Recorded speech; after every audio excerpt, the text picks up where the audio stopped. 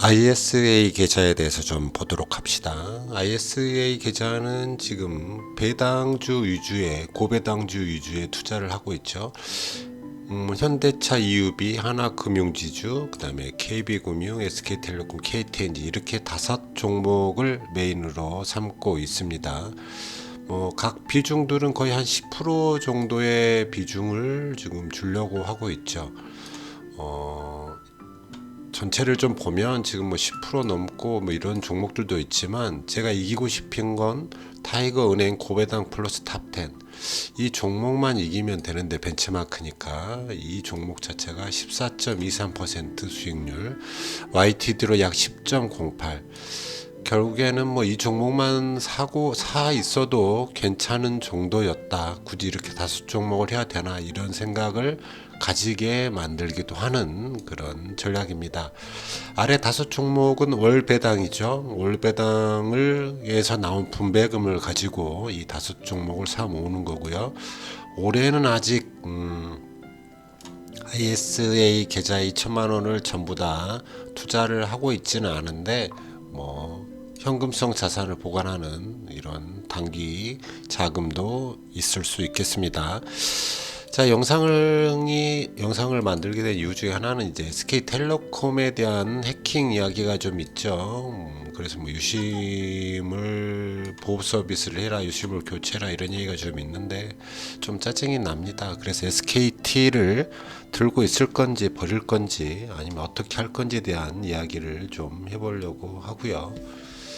그리고 또 하나는 KB금융이 최근에 이제 밸류업 일환으로 1200만 주 정도를 소각하겠다. 규모는 약 1조 200억 정도가 될 것이다. 이런 것들로 인해서 은행주들이 최근에 굉장히 좋은 모습을 보여주고 있다. 또 제가 가장 기대하는 건 배당소득 분리과세가 됐으면 좋겠다. 개정안을 발의를 했다고 하는데 어떻게 될지 2천만 넘어서 15, 20% 정도의 세율이 합리적일지 아니면 더 어떻게 조절이 될지는 모르겠지만 분리과세가 됐으면 좋겠다 이런 생각을 가지게 됩니다. 자, KTNG부터 좀 보겠습니다. 옆에 써져 있는 건 2024년, 25년 추정치 어떤 DPS랑 수익률, 배당 수익률에 대해서 적혀 있는 겁니다. 네이버에서 가져온 거고요. 지금 오늘 날짜 기준이라고 생각하시면 됩니다. KTNG는 지금 꽤 좋은 상승세를 보여주고 있습니다. KTNG 뚜렷한 상승 모멘텀은 제가 알지 못하고요. 이 ISA 배당주에 대한 어떤 투자 전략 자체는 그렇게 많이 신경을 쓰지 않아서 좋은 것 같습니다. 그냥 한 달에 한 번, 2달에 한 번 까서 보는 정도라서 저도 정확히 개별 주식의 어떤 상태 자체는 잘 모르죠. 하지만 차트 모양만 보면 차트 모양 자체가 이런 식의 차트 모양이라면 결국에는 이런 식으로 어떤 전고점 근처까지 다다르려고 노력을 할 거다 이렇게 보이죠. 지금은 볼린저밴드 상단이니까 조금은 조정을 받을 수 있겠다. 지금 보이시는 것처럼 조금 일봉상 현보 구간이 좀 지나가고 나면 약간의 조정이 좀 있지 않겠나 하는 생각도 가져봅니다. KTNG 지금 배당주는 상단과 하단을 어느 정도 정해놓고 가야 되는데 저는 그 밴드 안에서 움직인다고 생각을 했습니다. 근데 지금 최근의 배당주를 보면 꼭 그렇지도 않나 이런 생각을 해요. 그래서 저의 투자 전략 자체는 그런 거죠. DD가 한 20% 이상 그리고 52주 1년 어떤 포지션 자체가 그 고점에서 저점 사이에 한 하단 쪽에 머무르는 50% 이하일 때만 매수를 해보자 이런 거였죠. 그래서 지금 같은 경우에는 현대차 EUB 같은 경우가 52주 최고가 대비 23.24% 하락했고 저점 대비 29.47% 저점과 고점 대비 한 하단에 머무르고 있기 때문에 매수해 볼 수 있는 종목이다 이렇게 보는 거고요. 다른 것들은 아직 DD가 20% 미만이 되지는 않았고 꽤 높은 위치, 꽤 낮은 위치에 잡고 있는 SK텔레콤 역시도 DD가 그렇게 높진 않아서 조금은 더 지켜봐야지만 매수할 수 있다. 이렇게 생각을 하는 거죠. 이거에 대한 이야기는 계속해서 언급을 했던 이야기고 뭐 굳이 이렇게 복잡하게 하지 않으셔도 됩니다. 지금은 현대차 EUV 정도나 사볼 수 있는 정도, 뭐 그것도 차트 모양 보거나 본인이 원할 때 사시면 되겠죠. 어찌됐든 KT 엔진은 뭐 괜찮아 보입니다. 뭐 언제든지 조정을 받을 수 있는 포지션에 볼린저 밴드에 도달을 했기 때문에 조금 조정받다가 조금 더 상승하는 모습을 보여주지 않겠나. 그리고 배당 성향도 꽤 높으니까 뭐 신규로 들어가실 분들은 좀 더 기다리셔야겠죠. 더 떨어져야 되니까. 자, 오늘의 이야기인 SK텔레콤입니다. 주봉상으로 봤을 때 꽤 많이 하락하는 모습을 보입니다. 뭐 구름 아래로 쭉 빠졌다 다시 들어 올려지는 모습, 일봉상 들어 올려지는 모습인데 전 개인적으로 아직은 조정이 조금 더 있을 거라고 생각을 합니다. 앞서 봤던 것처럼 DD 자체가 우리 SK텔레콤의 DD가 아직 그렇게 많이 떨어져 있는 건 아닙니다. 고점 대비 많이 하락해 있는 건 아니기 때문에 조금은 더 지켜보는 게 좋지 않을까. 이 종목이 지금 배당 같은 경우에 6.52 정도가 나오고 있죠. 그래서 조금은 더, 물론 이제 배당이 높아졌기 때문에 사볼 수도 있다. 뭐 이러한 정도에서 사볼 수도 있다 이렇게 생각할 수도 있지만 저라면 조금 더 기다려보는 그런 전략을 택하지 않을까 싶습니다. 이게 좀 다른 이야기이긴 하지만 약간의 뭐 헤드앤숄더 헤드앤숄더가 좀 나온 형태에서 뻑큐가 나온 상태에서 조금 고점을 뚫지를 못했기 때문에 하락할 수 있다. 51선 아래로 빠졌기 때문에 지금은 51선을 통과하기 전에는 위로 상향으로 통과하기 전에는 조금 더 기다려 보는 게 좋겠다. 저는 개인적으로 그렇게 생각을 합니다. 자, KB금융도 아까 봤던 KTNG랑 비슷하게 굉장히 급한 상승을 보여주고 있죠. 일봉으로 보면 어마어마한 은행주가 최근 은행주 증권주 최근에 이런 모습들을 좀 보여주고 있는 것 같아요. 언제부턴가 이런 고배당주들 역시도 한번 상승세를 타면 무섭게 올라가는 그런 게 좀 보입니다.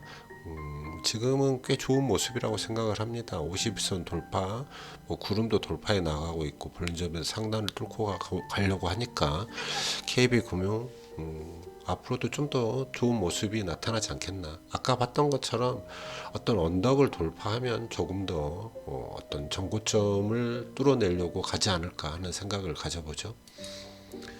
하나금융지주 역시 뭐 큰 박스를 만들었다가 지금 이제 다시 박스 상단 쪽으로 올라서는 최근에 굉장히 주가 흐름이 좋은 모습입니다. 늘 이런 자리에서 잡고 싶잖아요. 이런 자리에서 잡았으면 좋았을 텐데 하는 생각을 하게 되지만 뭐 괜찮습니다. 뭐 지나고 나서 보면 뭐 배당주라서 크게 신경 쓰지 않고, 신규로 하시는 분들은 늘 낮은 자리에서 말씀드렸지만 고점 대비 꽤 하락한 자리에서 의미 있는 자리에서 매수를 하시길 바라고, 뭐 들고 계신 분들은 뭐 계속 들고 있어야죠. 저처럼.